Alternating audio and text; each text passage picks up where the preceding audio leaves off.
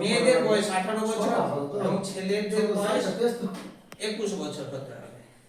এই বয়সে নিচে দেওয়া যায়, তবে মেয়েদের শারীরিক এবং মানসিক অবস্থা ঠিক থাকে না।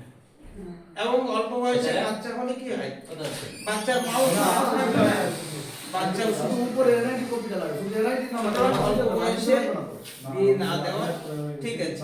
তারপরে আমরা কি করি, ভ্রূণ নির্ধারণ করি, মানে মায়ের পেটে যে বাচ্চা আছে সেটা আমরা দেখি, যে এখন মেশিন বেরিয়েছে, দেখতে পাই যে ছেলে আছে না মেয়ে আছে।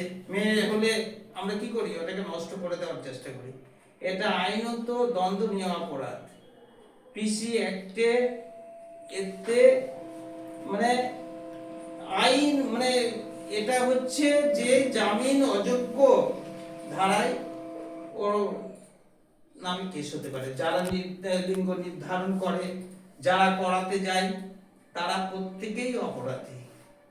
এর থেকে আমরা দূরে থাকব। কন্যা সন্তানরা হচ্ছে আমাদের সমাজের ভিত্তি। আমরা অনেক সময় কি করি, মেয়ে আছে এটাকে নষ্ট করে দিতে হবে, এটা কোনো সময় করা উচিত না। এতে মানে কঠিন আইনের আওতায় পড়ে যেতে পারে এবং ওর জামিন অযোগ্য ধারায় মামলা হবে, ওরা জেলে থাকতে হবে বা অনেক রকম ঝামেলায় পড়তে হতে পারে। সুতরাং এর থেকে আমাদের দূরে থাকা প্রয়োজন। যদি কোনো রকম নাবালক মেয়ে বা ছেলের বিয়ে হয়, আমাদের মালদা জেলা আইনি অফিস আছে, ওখানে যোগাযোগ করা যেতে পারে, আমাদের সঙ্গে যোগাযোগ করতে পারে, মানে এই বিয়েগুলোকে আটকাতে হবে।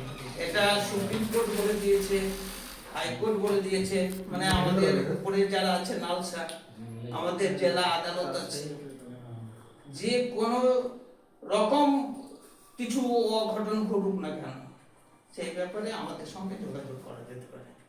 আইনি সহায়তা মালদা জেলা আদালত সব সময় আপনাদের করার জন্য পাশে আছে।